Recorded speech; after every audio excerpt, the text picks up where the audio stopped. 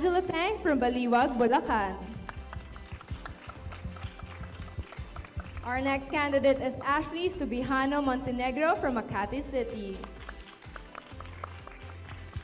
We have Maria Gigante from Cebu.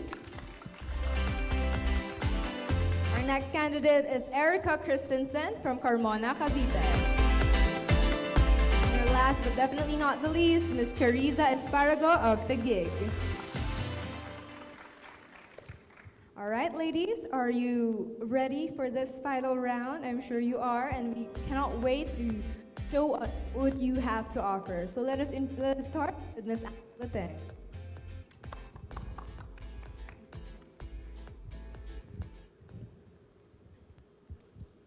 Hello, good morning everyone. My name is Angela Tang, representing Baliwag, Bulacan, and it's really my honor to be here standing in front of you today.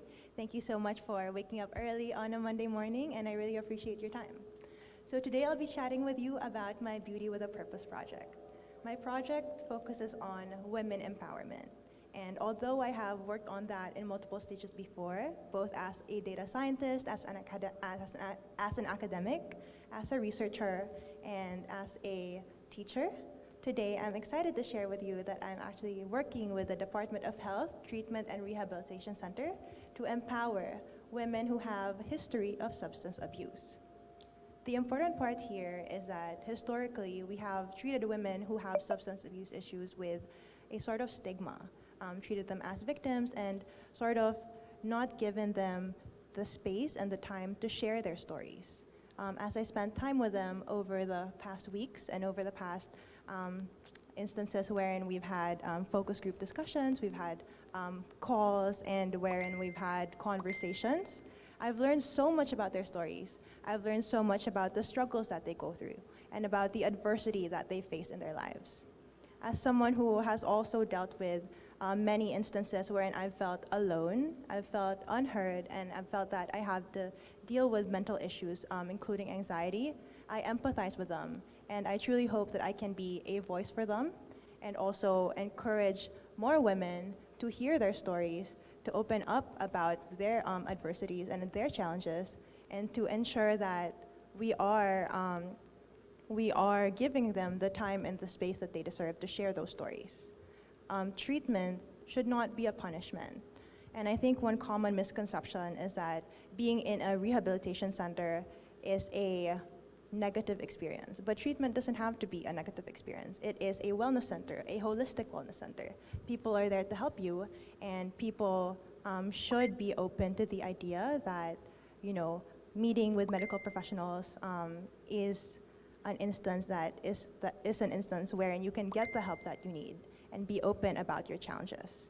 One thing that I've learned is that the first step to recovery is acknowledgement. Acknowledging that you are facing an issue and acknowledging that you need the help and being open to getting the help that you need. I think the second part is forgiveness, whether that's forgiving the other people who have hurt you, forgiving the instances and circumstances that you faced that have forced you into these times, and of course, forgiving yourself. Thank you. Thank you very much, candidate 30.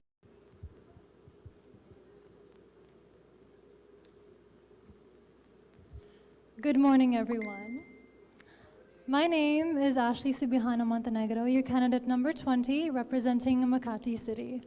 Along with her representing Makati City, I am also a proud Baby JC member of Junior Chamber International Makati Princess Arduha, where we work on all kinds of community development projects.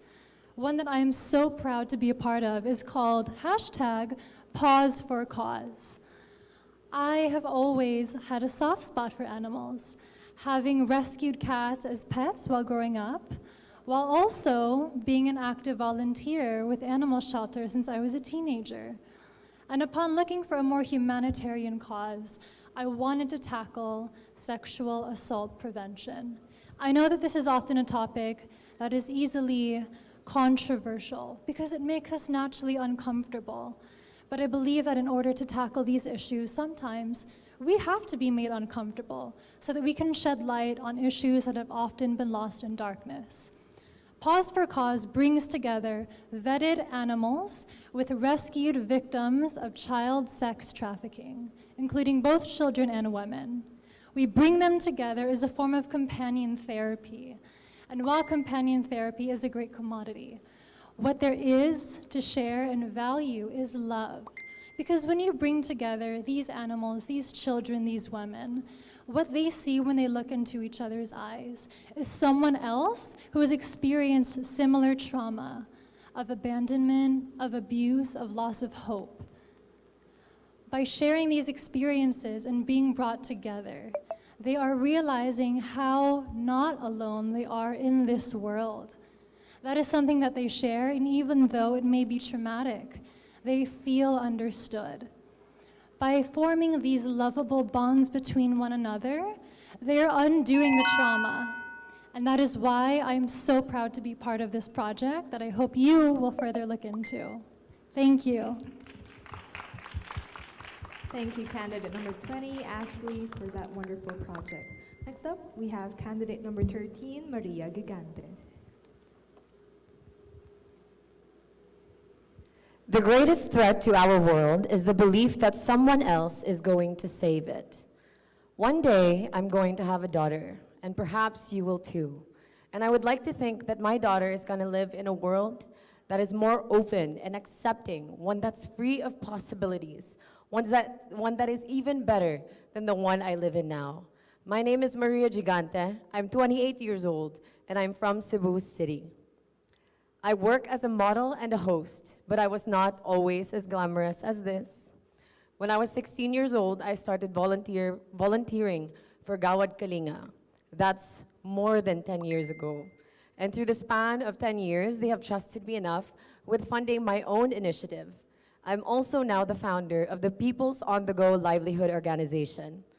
This is an attempt to me to marry the things that I love most, that is art and fashion and the empowerment of women and children. The community that I used to take care of in Gawad Kalinga now houses 3 sewing machines and 1 edging machine, and it currently produces sustainable material out of upcycled rice sacks and burlap sacks that are used to make reusable napkins, reusable diapers, aprons, totes, and household items that assist a household in living in a more sustainable way. It is a small impact, but it lasts. We have to start simple if we want to change the world.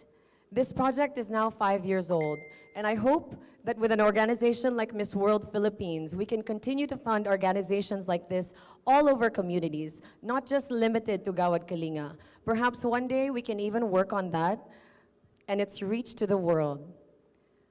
But that starts small, and it starts with us. Every single empowered, exceptionally empowered Filipina who knows that our present is our children's future. Thank you. Thank you very much. Candidate number 13, Maria Gigante.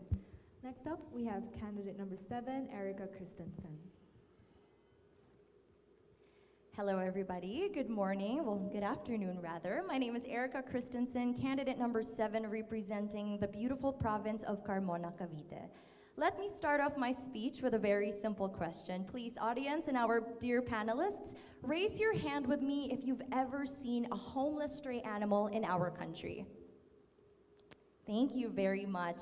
The fact that everybody literally in this room has raised their hand is already a very telling sign of the alarming situation of the overpopulation of our stray animals here in the country. Currently, there are approximately 13 million strays spread out across our archipelago, and this number is only increasing by the year.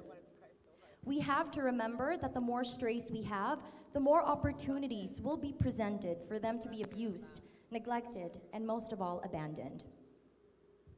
We have to remember that animal welfare is human welfare, because at the end of the day, we are all interconnected and we all live in one world. And this is where My Beauty with a Purpose project called Spay and Stay comes in, where free spaying, neutering, and education on animal welfare will be freely and easily accessible to our chosen communities. With spaying and neutering, not only are you giving these animals a better and a better and a healthier life, but more importantly, you are also doing your part in helping curb the stray population here in the country. When I started with my advocacy ever since I was 15 years old, working with different animal organizations and traveling all across the Philippines and helping this advocacy of mine, and eventually putting up my own very humble shelter called Animal Lucky Whiskers Philippines, my mission has always been to rescue lives.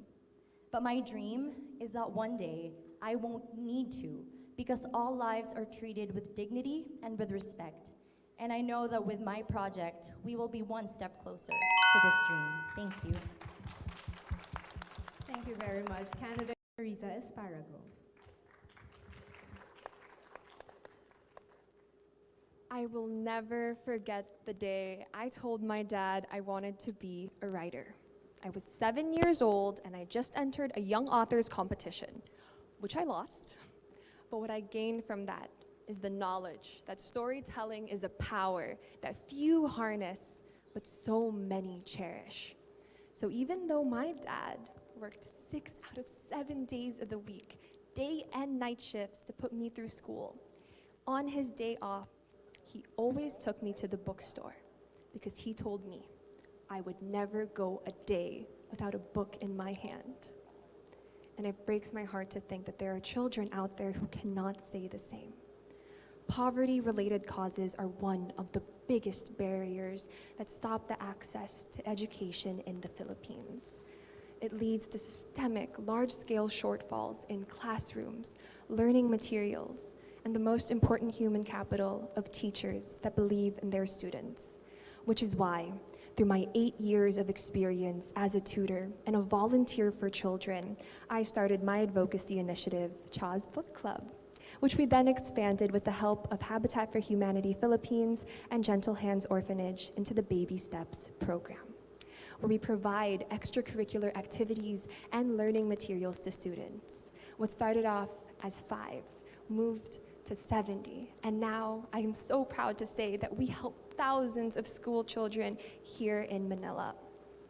When I look at these kids, I look at who I was, and I tell them the same thing my parents told me. When you choose who you want to be when you grow up, choose the job that adds the twinkle to your eyes and the spring to your step. So today, you see my Beauty with a Purpose project, but what I see is the beauty in my purpose. You may know me as candidate number 23 or Tigig, but I hope you got to know me as Ate Cha.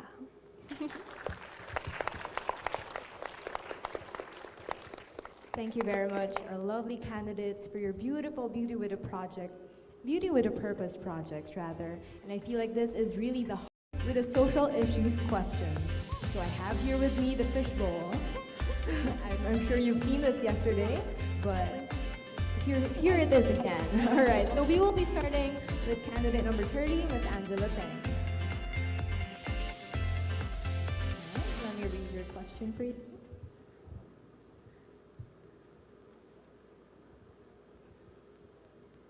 All right, Angela, your question is, should we increase, hold on, I'm so sorry, keeps on rolling back. All right, should we increase sin taxes on alcohol and tobacco? Again, should we increase sin taxes on alcohol and tobacco? Thank you. I think that having sin taxes on alcohol and tobacco is not only an important income source for the government, but it's also a way to ensure that we keep our society safe. At the heart of this question is ensuring that our communities are safe from substances like these, especially given my Beauty with a Purpose project on substance use. We know the negative impact of having substances, especially if you are younger, and especially if you don't know the impact of these substances on your health. It's important to educate and empower women, people, and citizens to make the best decisions for their health and to ensure that they do so in such a way that respects other people as well. I think that having these sin taxes at a rate that is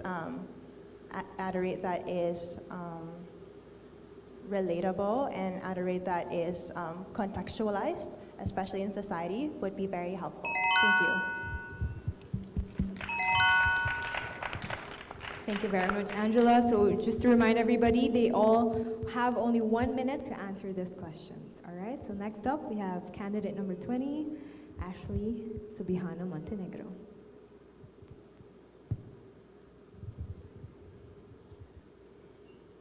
All right, sorry. I think the paper's nervous also.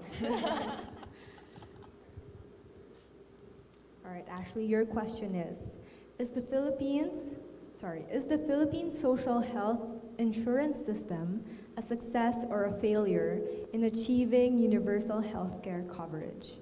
Again, is the Philippine social health insurance system a success or a failure in achieving universal healthcare coverage? While I commend the Philippine health system, I believe that there is always room for improvement, for healthcare is a universal basic right. As we all go through life, we may come through many challenges, adversities that affect our physical health and mental health.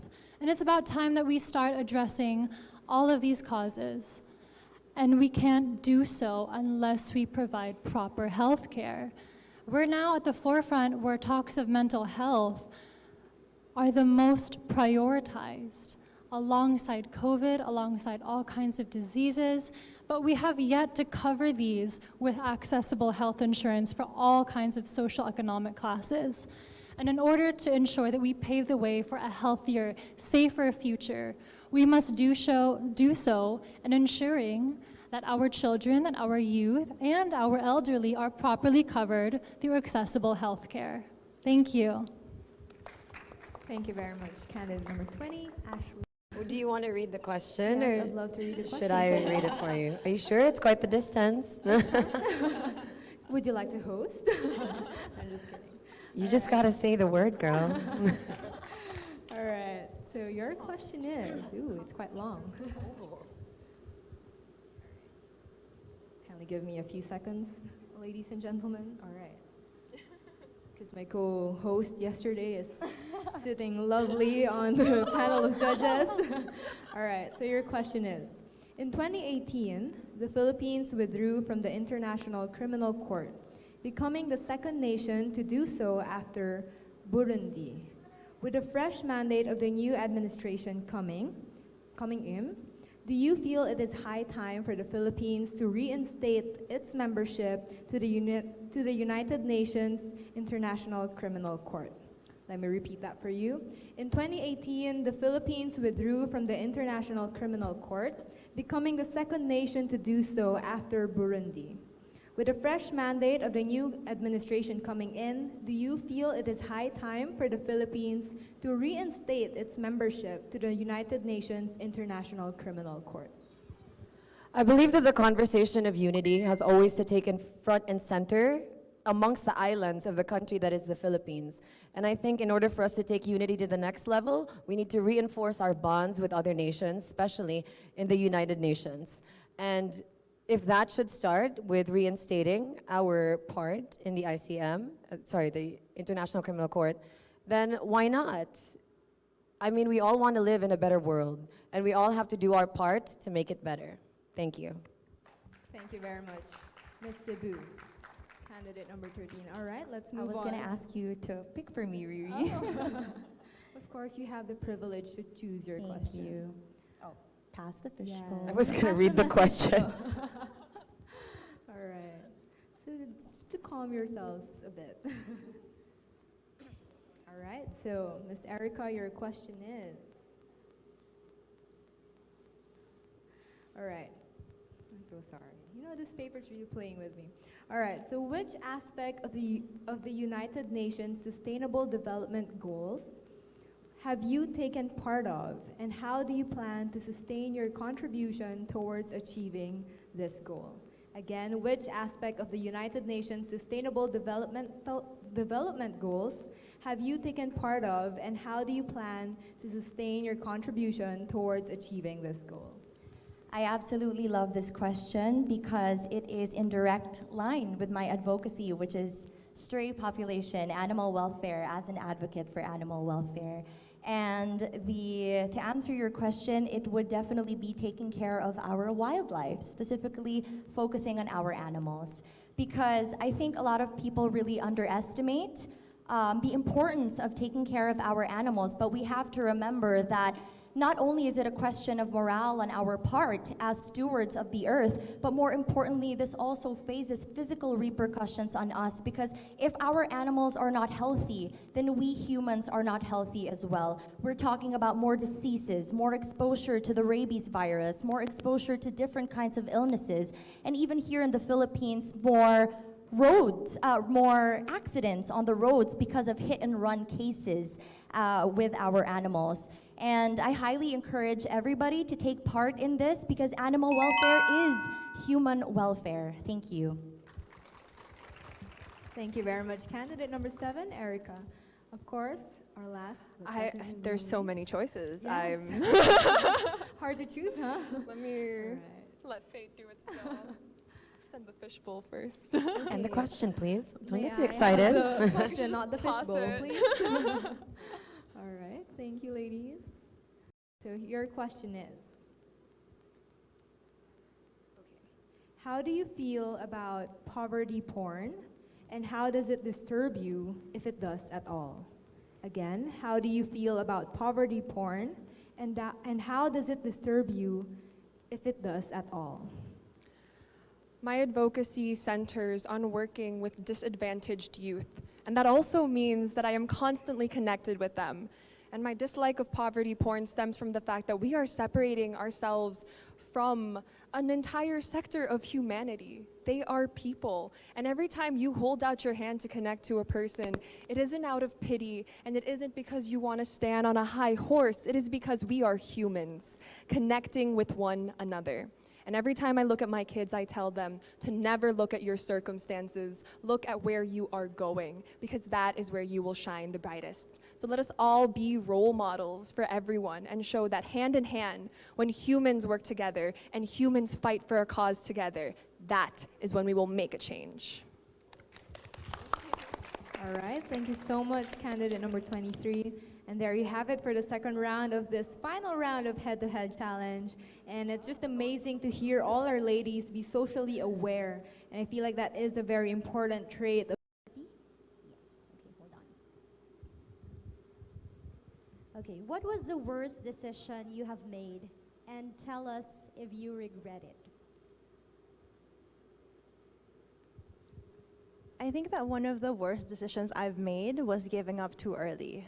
There were a lot of instances where I was in college and I wanted to pursue a course that I thought was too difficult for me, that was too technical for me, that was outside the stereotype of women, especially women in engineering. I gave up on my applied math course 2 weeks in because I thought it was too hard, and I definitely regret it, because of that decision, I kind of was not able to pursue my interest at that point, but I also learned so much from it. I learned the struggles of women who want to go into STEM and engineering, and I also learned the stereotypes that we are faced with and the barriers that we have to break through as women. And that's also why I advocate for encouraging more women to go into STEM and engineering courses and going into data science. I learned so much through that, and because of that experience, I stand here in front of you today, or sit rather, as an exceptionally empowered Filipina who advocates for more women in STEM. Thank you.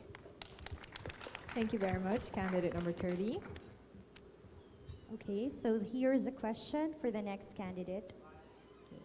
What do you think is the importance of good communication skills in this digital age to create an impact as a woman? Well, nowadays where people they have so many tools to communicate with one another, with the access to the internet, social media, and even being more engaging in different dialogues. It's essential that we are clear with our communication, because that is how we send messages that we would like to share with the world. It's how we resolve conflicts, and it is how we express our beliefs. Essential communication is proper communication, and in order to communicate properly, people need to be able to articulate, be well educated, but most of all, feel comfortable. find safe spaces and even public places to express themselves freely. Because free speech is the essence of our democracy, and anywhere where there is free speech, anyone and everyone can come to clear resolutions to any conflict. Thank you. Thank you, Ashley, for that wonderful answer. All right, here's yours, Ms. Cebu. Okay. What do you think are the best qualities that make empowered Filipina? The best qualities that I think make an empowered Filipina is someone who is genuine, someone who knows her purpose, why she was put on this earth to do what she does, and does that unapologetically, no matter if it's different from what she sees around her. I think another quality of an exceptionally empowered Filipina is that she is a risk taker. One thing that you have to be when you are genuine is you have to have the courage to not be the same as everybody else. But you have to know that in you seeking your truth, you're inspiring others to live theirs as well. And there is nothing more powerful than raising up other Filipinas to join you in the ranks. Thank you. Thank you very much, Ms. Cebu. Let's move on to Ms. Carmona Cavite. Okay, here's for you, Ms. Carmona Cavite. Okay. How would you use your own platform to influence the youth of today in making crucial decisions in their life? I understand that as a beauty queen, we hold so much influence and this actually takes so much responsibility because we are a person of influence and so many people want to listen to us, so many people look up to us. And of course, also as a host and as a radio jock, I have also believed I've done my part in communicating and using my strengths as a communicator to be able to hold other people accountable and to be able to educate other people about what is right and about what is wrong. And this is something that I'm actually very much proud of myself, and this is also something that I want to be able to share with other people, is through my job, through my career, I want to be able to empower others to do the same as well. Thank you. Thank you, Ms. Erica. Let's move on to Ms. Teresa. All right, Ms. Tagui. What surgery or physical enhancement before joining beauty pageants like this?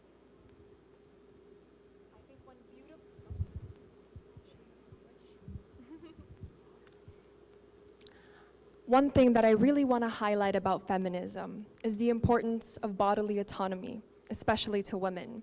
We are in a society where we constantly talk about how a woman looks, how she should appear, and what mold she should fit in.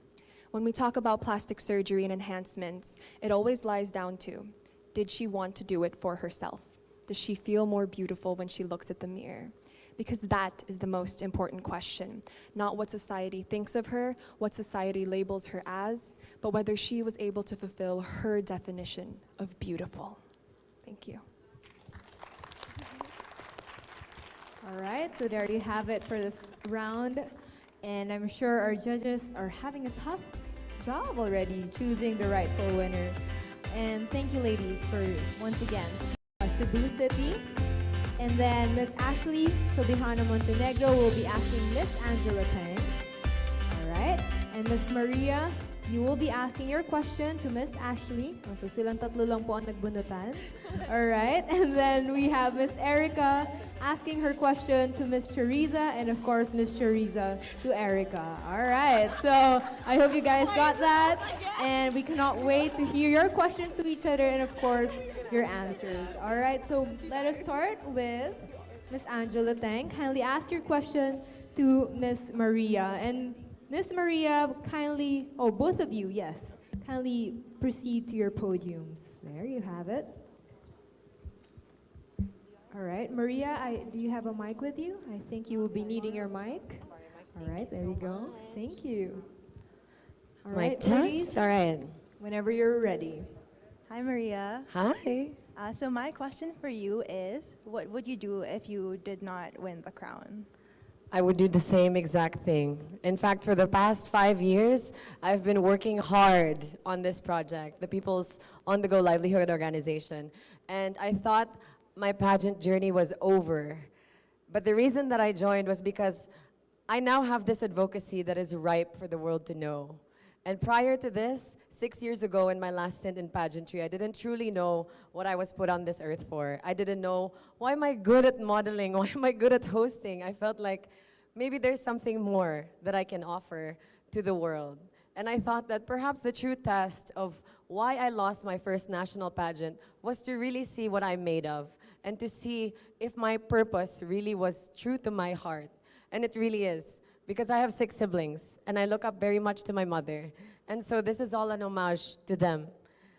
To work on women empowerment and to be able to come up with concrete and real plans to uplift a community that I have known and loved my entire life has been the greatest honor. And even if I don't win the Miss World Philippines crown, I'm going to do the exact same thing. Thanks, Angela. Thank you, Maria. That was great. Thank you. All right, thank you, Miss Maria. So, Miss Ashley, yes, please ask your question to Miss Angela Tang. Hello, everyone, and hello, Angela. Hi, Ashley. My question for you is derived from a question that was asked a year in Miss Universe. It is often said that men still have much to learn from women. But what do women still need to learn from men? Thank you, Ashley. One of the things that I learned from my father and the other great men in my life is strength. During the most difficult times, they've served as my pillar of strength. Joining my very first pageant and national pageant at that this year, it's been a very trying and challenging period. And throughout the duration of the past months, I've looked to my dad for inspiration, for motivation, and for words of wisdom. Through what he's taught me, I've also learned how to be strong in myself, to own my power, know my voice, amplify the voices of others, and use my privilege to uplift others and everyone around me. So with that, I'm very grateful for my dad's strength, for him lending it to me, and for me being able to lend it to you and the rest of the world. Thank you. Thank you, Angela. Thank you very much, Miss Angela Tang. Hi, Ashley. Hello, Maria. Here we are. First screening and now here. Amazing. All right, my question for you is actually very simple. What makes you blush? What makes me blush is when people recognize my accomplishments from all the hard work, dedication, and ambition that I put into them.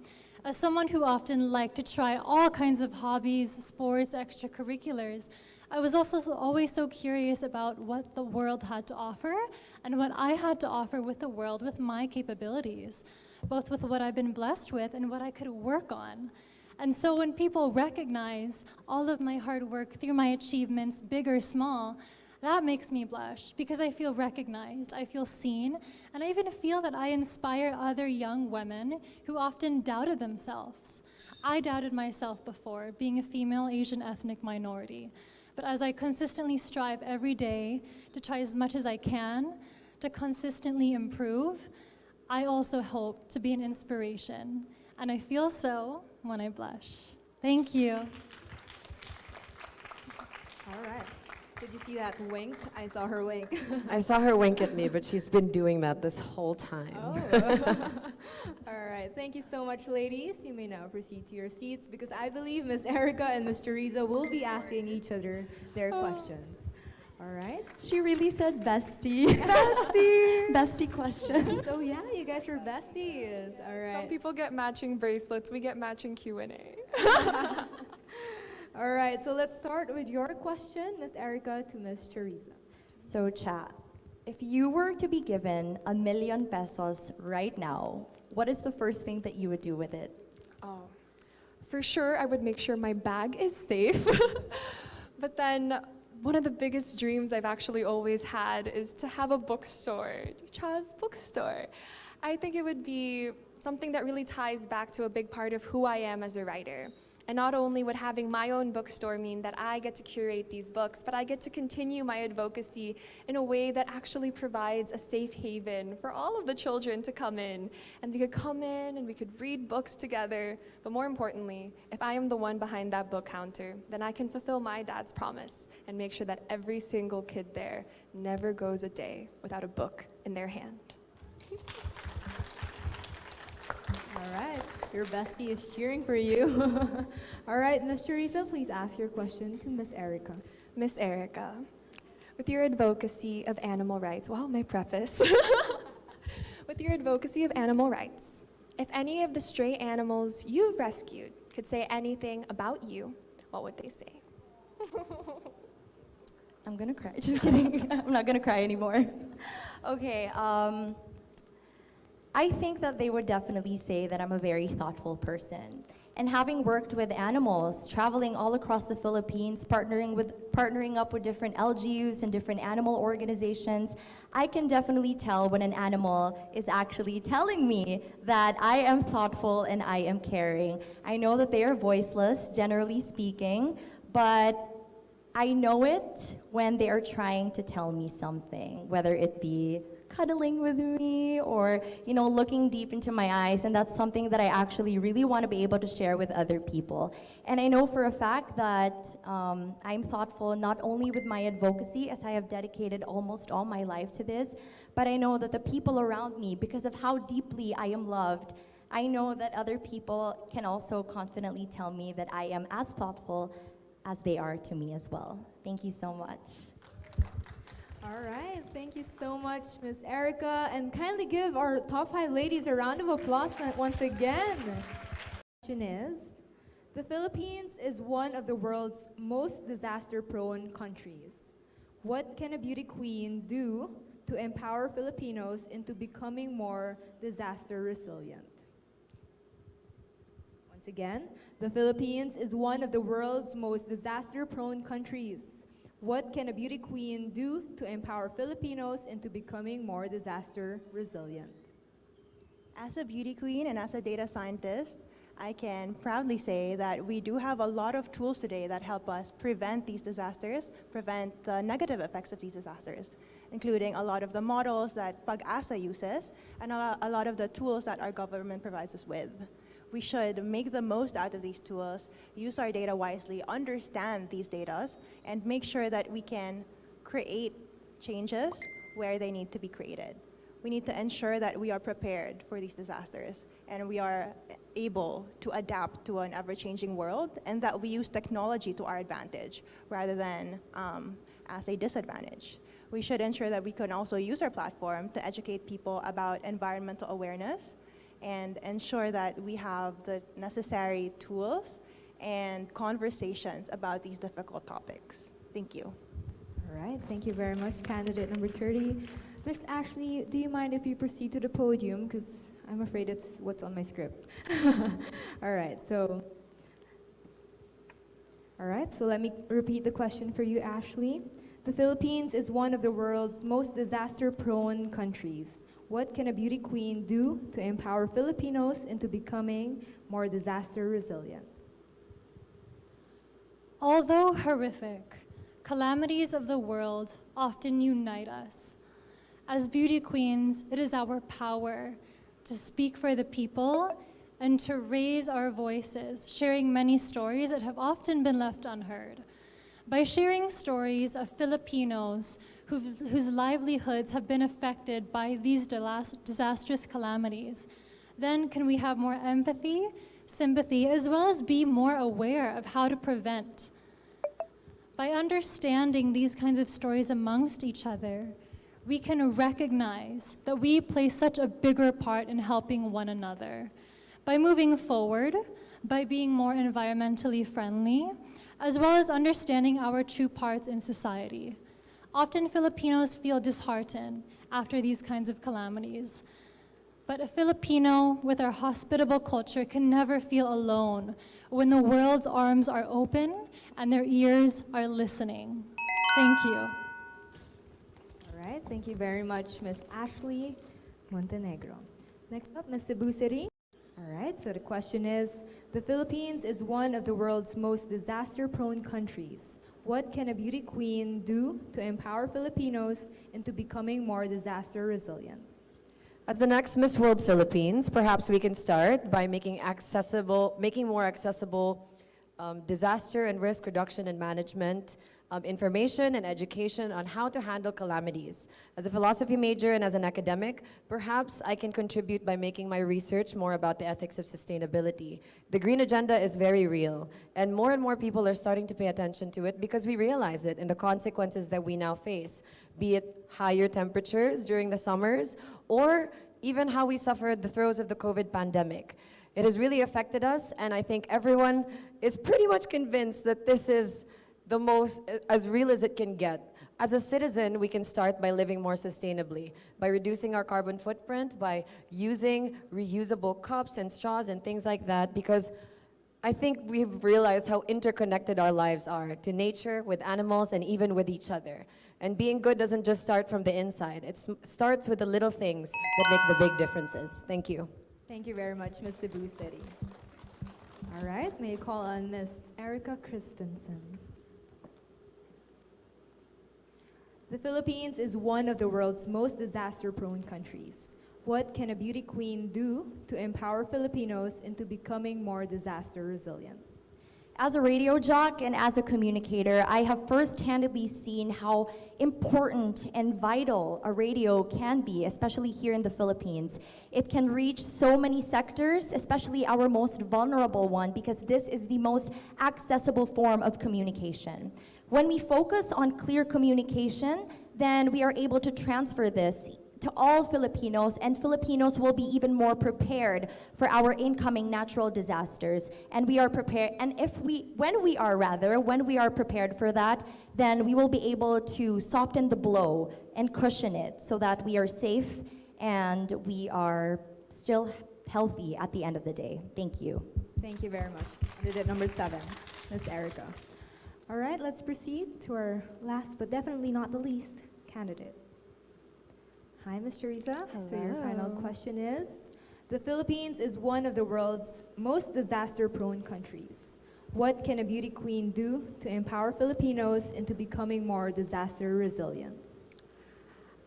I love this question because I actually already have a program that I implement with my children through our Baby Steps program. We work on a tutoring system with slides in order to teach them disaster risk reduction, management, and preparedness.